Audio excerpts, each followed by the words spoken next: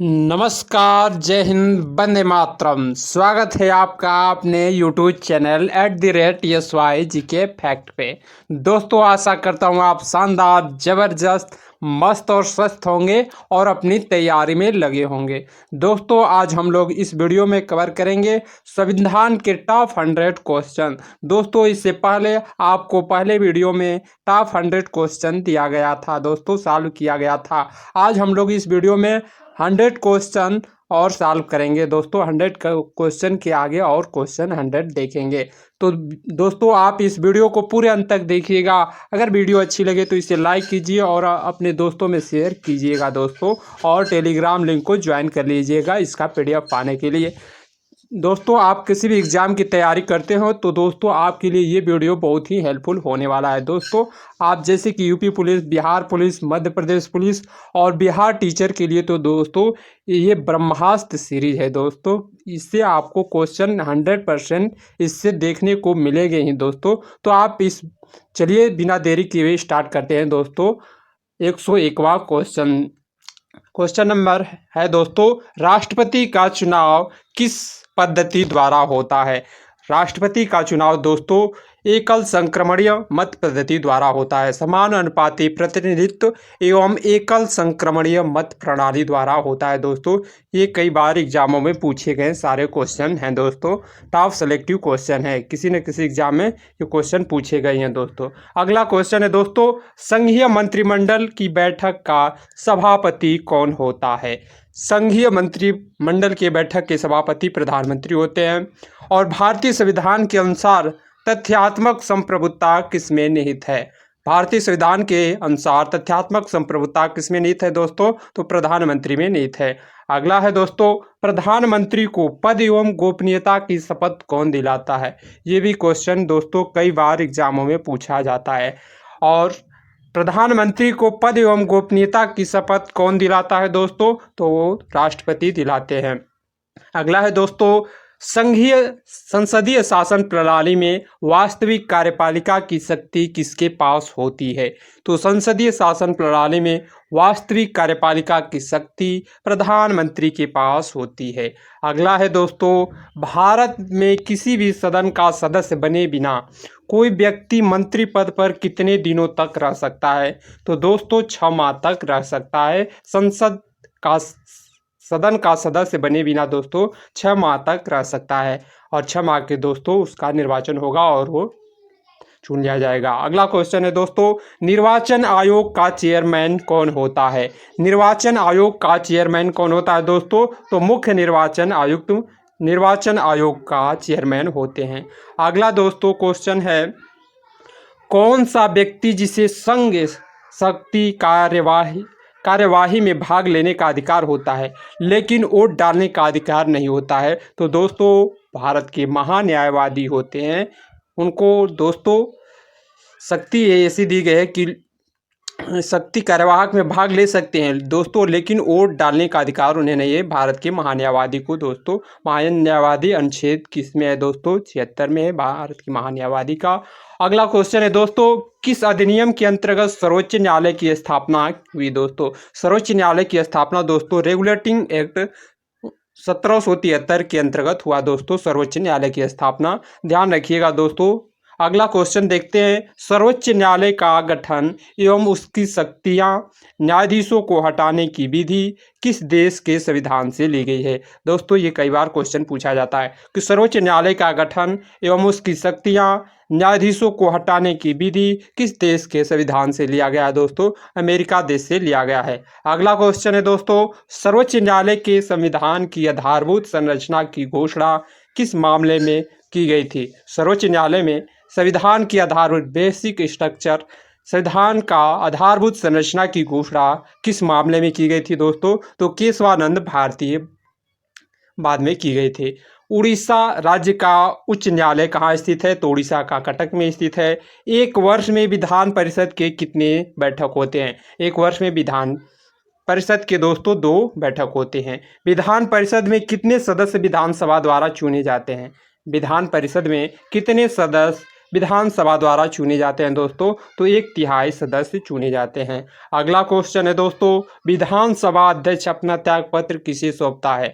तो दोस्तों विधानसभा जो अध्यक्ष होते हैं अपना त्यागपत्र विधानसभा उपाध्यक्ष को देते हैं दोस्तों, सौंपते हैं।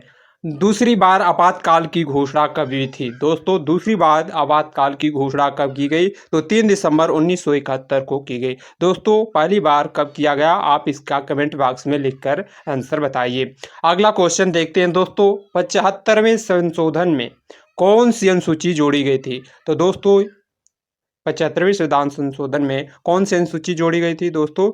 यहाँ पे दोस्तों 73वें संविधान संशोधन होना चाहिए। 11वीं अनुसूची 73वें संविधान संशोधन के अंतर्गत जोड़ी गई थी दोस्तों, ध्यान रखिएगा। अगला क्वेश्चन है दोस्तों, पंचायत के चुनाव में निर्णय कौन लेता है? तो पंचायत के चुनाव का निर्णय जो होता है दोस्तों राज्य सरकार लेती है पंचायत चुनाव के निर्णय का। सर्वप्रथम पंचायती राज व्यवस्था लागू की गई थी। दोस्तों ये कई बार एग्जामों में क्वेश्चन पूछा गया है और आने वाले जितने भी एग्जाम है दोस्तों इससे आपको क्वेश्चन जरूर देखने को मिलेंगे दोस्तों। तो अगला क्वेश्चन है दोस्तों कि पंचायत में चुनाव के निर्णय कौन लेता है? तो राज्य सरकार लेती है। सर्वप्रथम पंचायती राज व्यवस्था लागू की गई थी। सर्वप्रथम पहली बार कहाँ पंचायती राज व्यवस्था लागू की गई थी? तो नागौर राजस्थान से में की गई थी। और बलवंत राय समिति के प्रतिवेदन के अनुसार महत्वपूर्ण संस्था कौन थी दोस्तों? तो पंचायती समिति जो थी दोस्तों बलवंत राय मेहता समिति के अंतर्गत थी पंचायती समिति। और संविधान सभा को औपचारिक रूप से प्रतिपादन किसने किया था? दोस्तों ये भी क्वेश्चन कई बार पूछा गया है। सारे क्वेश्चन बहुत इंपॉर्टेंट है दोस्तों, किसी न किसी एग्जाम में पूछे ही गए हैं दोस्तों और आने वाले जितने एग्जाम है दोस्तों इससे जरूर क्वेश्चन आपको देखने को मिलेंगे ही दोस्तों। तो दोस्तों इसका आंसर बताइए कि संविधान सभा का औपचारिक रूप से प्रतिपादन किसने किया था? तो एम अयंगर ने किया था। विधानसभा में किस देशी रियासत के प्रतिनिधित्व में भाग नहीं लिया था? तो विधान सभा में किस देश की देशी रियासत ने प्रतिनिधित्व ने भाग नहीं लिया था दोस्तों? तो हैदराबाद देशी रियासत ने भाग नहीं लिया था। भारत के संविधान में मूल अधिकार क्या है? भारत के संविधान में मूल अधिकार क्या है दोस्तों? तो मूल संविधान का हिस्सा भारत का मूल संविधान का अधिकार है। अगला क्वेश्चन है दोस्तों, विधानसभा अध्यक्ष अपना त्यागपत्र किसे देते हैं दोस्तों? ये तो हो गया है। अगला क्वेश्चन देखते हैं, रियासतों को भारत में विलय करने के लिए किसके नेतृत्व में मंत्रालय का गठन किया गया था दोस्तों? तो सरदार वल्लभ भाई पटेल के नेतृत्व में किया गया था। दोस्तों सरदार वल्लभ भाई पटेल की मूर्ति कहाँ बनी है? विश्व की सबसे ऊंची मूर्ति दोस्तों सरदार वल्लभ भाई की स्टेचू ऑफ यूनिटी है दोस्तों सरदार वल्लभ भाई पटेल की, गुजरात के केवड़िया जिले में केवड़िया में है दोस्तों। और किस नदी के तट पर है दोस्तों? तो नर्मदा नदी के तट पर है। ये भी क्वेश्चन दोस्तों कई बार एग्जामों में पूछा गया है, इसको भी ध्यान रखिएगा। अगला क्वेश्चन देखते हैं दोस्तों, किस वर्ष संविधान में मूल कर्तव्यों को अंतः स्थापित किया गया? तो 1976 में स्थापित किया गया। किस समिति की स्तुति के आधार पर मूल कर्तव्यों का प्रावधान है दोस्तों? तो स्वर्ण सिंह समिति के आधार पर मूल कर्तव्यों का प्रावधान है दोस्तों।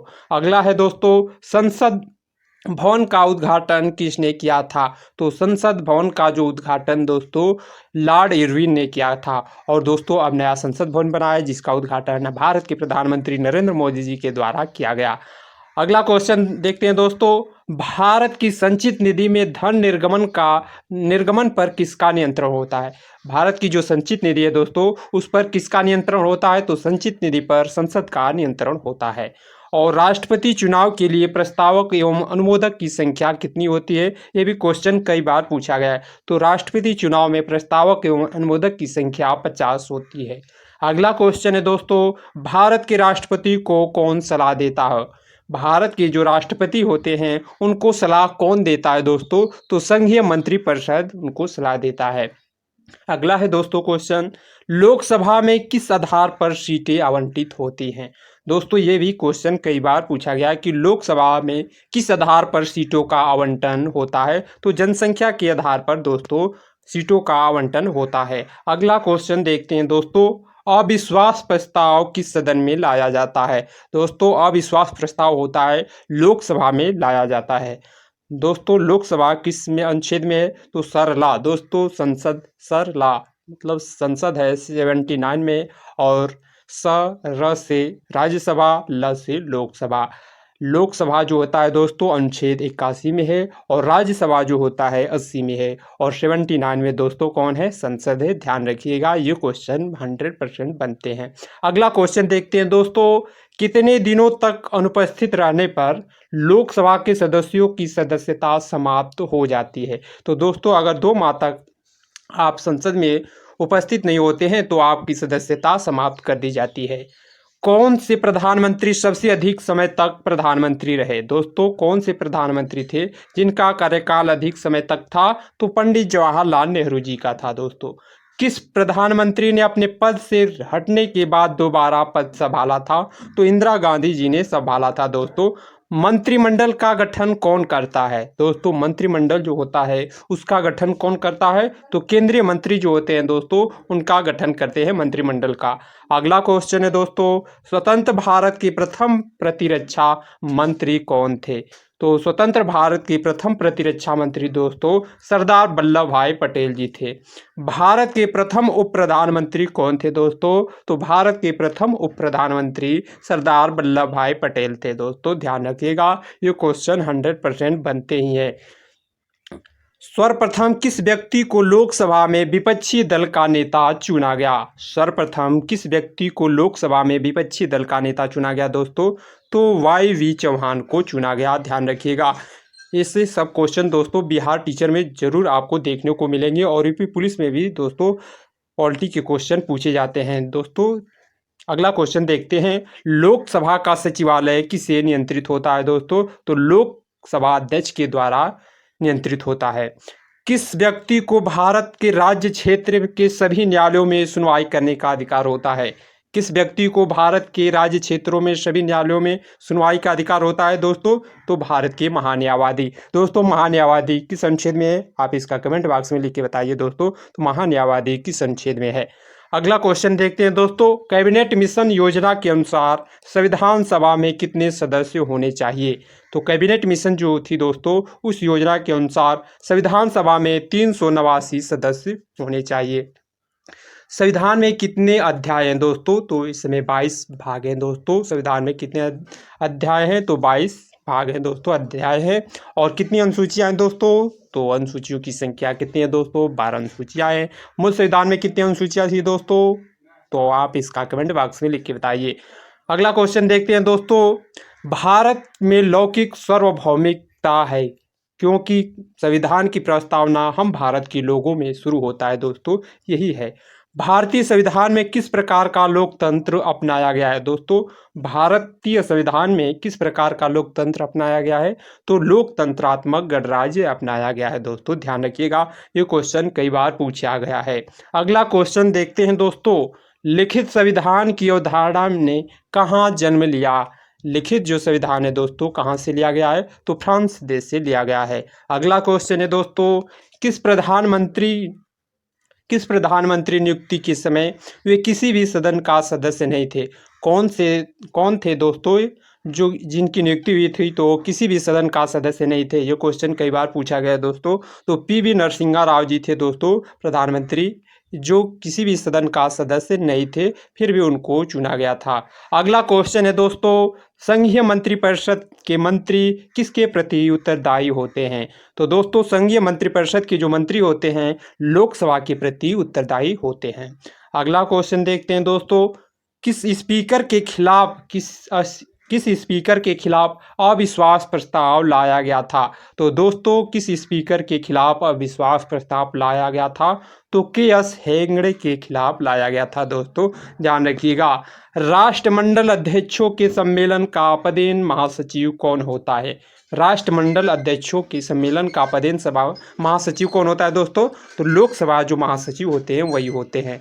अगला क्वेश्चन है दोस्तों, परिसीमन आयोग का अध्यक्ष कौन होता है। परिसीमन आयोग का अध्यक्ष कौन होता है दोस्तों, तो मुख्य निर्वाचन आयोग परिसीमन आयोग के अध्यक्ष होते हैं। ध्यान रखिएगा दोस्तों, चुनाव के दौरान राजनीतिक दलों के लिए आचार संहिता कौन तैयार करता है।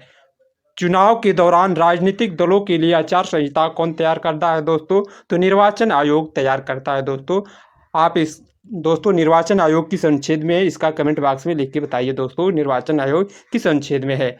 तब तक अगला क्वेश्चन देखते हैं दोस्तों, किस अनुच्छेद के अंतर्गत संविधान सर्वोच्च न्यायालय को अभिलेख न्यायालय का स्थान प्रदान कराता है दोस्तों? तो 129 में इसका बारे में बताया गया है दोस्तों। कौन सा व्यक्ति राष्ट्रपति की इच्छा अनुसार अपने पद पर बना रहता है? तो कौन सा व्यक्ति राष्ट्रपति की इच्छा के अनुसार अपने पद पर बना रहता है दोस्तों? तो राज्यपाल बना रहता है दोस्तों, ध्यान रखिएगा। राज्यपाल सोने के पिंजरे में निवास करने वाली एक चिड़िया के समान है, यह शब्द किसने कहा? तो दोस्तों सरोजिनी नायडू ने यह कहा था। अगला क्वेश्चन है दोस्तों, राज्यों के मुख्यमंत्री की नियुक्ति कौन करता है? तो राज्यों के जो मुख्यमंत्री होते हैं दोस्तों, उनकी नियुक्ति राज्यपाल करते हैं। राज्यपाल राष्ट्रपति के प्रसाद पर्यंत होते हैं दोस्तों, ध्यान रखिएगा। फिर राष्ट्रपति जब चाहेगा दोस्तों तो राज्यपाल को एक राज्य से दूसरे राज्य में स्थानांतरित कर सकता है। अगला क्वेश्चन है दोस्तों, 8वीं अनुसूची में सिंधी भाषा को किस संविधान संशोधन द्वारा जोड़ा गया? तो दोस्तों 8वीं अनुसूची है, उसमें 22 भाषाओं का प्रयोग, वर्तमान में 22 भाषाएं हैं दोस्तों। तो जो 8वीं अनुसूची थी सिंधी भाषा कब जोड़ी गई दोस्तों? तो 21वां संविधान संशोधन जो हुआ था 1967 में, उसमें सिंधी को जोड़ा गया दोस्तों। अगला क्वेश्चन है दोस्तों, किस अनुच्छेद के में अंतर्राष्ट्रीय समझौता लागू करने के लिए शक्ति प्रदान की गई है? किस अनुच्छेद में अंतर्राष्ट्रीय समझौता लागू करने के लिए शक्ति प्रदान की गई है दोस्तों? तो अनुच्छेद 253 में किया गया है। अगला क्वेश्चन है दोस्तों, भारत के नागरिकों का कर्तव्य होगा कि प्रकृति पर्यावरण का संरक्षण एवं सुधार करे, यह कथन किस अनुच्छेद में है दोस्तों? ये भी क्वेश्चन कई बार एग्जाम में पूछा गया है दोस्तों। प्रीवियस ईयर में यूपी पुलिस में ये क्वेश्चन पूछा गया है दोस्तों, और एसआई में भी ये क्वेश्चन पूछा गया है। भारत के नागरिकों का कर्तव्य होगा कि प्राकृतिक पर्यावरण का संरक्षण एवं संवर्धन, यह कथन किस अनुच्छेद में है दोस्तों? तो अनुच्छेद 48A में इसके बारे में बताया गया है, प्राकृतिक संरक्षण के बारे में दोस्तों। अगला क्वेश्चन है दोस्तों, मौलिक अधिकारों का मुख्य उद्देश्य क्या होता है? मौलिक अधिकारों का जो मुख्य उद्देश्य क्या होता है दोस्तों? तो व्यक्तिगत स्वतंत्रता को सुनिश्चित करना मौलिक अधिकार का अर्थ होता है, उद्देश्य होता है मुख्य। अगला क्वेश्चन है दोस्तों, शिक्षा का अधिकार किस अनुच्छेद में जोड़ा गया? दोस्तों शिक्षा का अधिकार है अनुच्छेद 21A में जोड़ा गया दोस्तों। ये भी कई बार एग्जामों में पूछा गया है दोस्तों, ध्यान रखिएगा ये क्वेश्चन। धार्मिक स्वतंत्रता का अधिकार किस अनुच्छेद में है? तो धार्मिक स्वतंत्रता का अधिकार दोस्तों अनुच्छेद 25 में है, धार्मिक स्वतंत्रता का अधिकार। और अगला क्वेश्चन है दोस्तों, यदि कोई भारतीय व्यक्ति दूसरे देश की नागरिकता ग्रहण कर लेता है तो उसकी नागरिकता क्या हो जाती है दोस्तों? तो भारत की नागरिकता समाप्त हो जाती है। और अगला क्वेश्चन है दोस्तों, स्वतंत्रता का अधिकार किस अनुच्छेद में वर्णित है? तो दोस्तों स्वतंत्रता का अधिकार 19 से 22 में है दोस्तों। अनुच्छेद 19 से अनुच्छेद 22 में स्वतंत्रता का अधिकार बताया गया दोस्तों। अनुच्छेद 23-24 में क्या है दोस्तों? शोषण के विरुद्ध अधिकार है। और अनुच्छेद 25 से 28 क्या है दोस्तों? धार्मिक स्वतंत्रता है दोस्तों, ध्यान रखिएगा। अगला क्वेश्चन देखते हैं दोस्तों, क्वेश्चन नंबर 165 है, नागरिकता प्राप्त करने व खोने के विषय की विस्तार से चर्चा कहाँ पर होती है? तो 1955 अधिनियम के अंतर्गत होता है दोस्तों। नीति निर्देशक तत्वों का महत्व किसके लिए होता है? नीति निर्देशक तत्वों का महत्व किसके लिए है दोस्तों? तो राज्य के लिए है, राज्य के लिए है दोस्तों। राज्यसभा के लिए प्रत्येक राज्य के प्रतिनिधित्व का चुनाव कौन करता है? राज्यसभा के लिए प्रत्येक राज्य के प्रतिनिधियों का चुनाव कौन कराता है दोस्तों? तो विधानसभा के निर्वाचन सदस्य द्वारा होता है। अगला क्वेश्चन है दोस्तों, राज्यसभा के सभापति की अनुपस्थिति में राज्यसभा का संचालन कौन करता है? राज्यसभा जब अनुपस्थित होते हैं दोस्तों तो राज्यसभा का संचालन कौन करता है?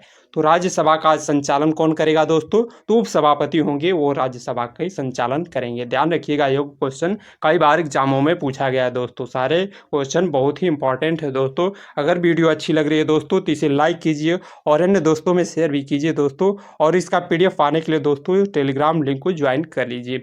अगला क्वेश्चन देखते हैं दोस्तों, कौन सी लोकसभा चुनाव 4 चरणों में हुई थी? दोस्तों 14वीं जो लोकसभा थी वो 4 चरणों में हुई थी। अगला क्वेश्चन देखते हैं दोस्तों, लोकसभा के सदस्यों की निर्योग्यता से संबंधित प्रश्नों का निर्णय कौन करता है? तो लोकसभा अध्यक्ष करता है। अगला क्वेश्चन है दोस्तों, राजनीतिक शब्दावली में शून्यकाल का अर्थ क्या होता है? दोस्तों तो शून्यकाल जो होता है प्रश्नोत्तर का समय होता है, प्रश्नोत्तर सत्र होता है, उसमें शून्यकाल कहा जाता है दोस्तों। अगला क्वेश्चन है दोस्तों, कौन से प्रधानमंत्री अपनी नियुक्ति के समय विधानसभा के सदस्य थे? तो एच.डी. देवगौड़ा जी थे दोस्तों। लोकसभा में किसी विधेयक को धन विधेयक के रूप में कौन प्रमाणित करता है?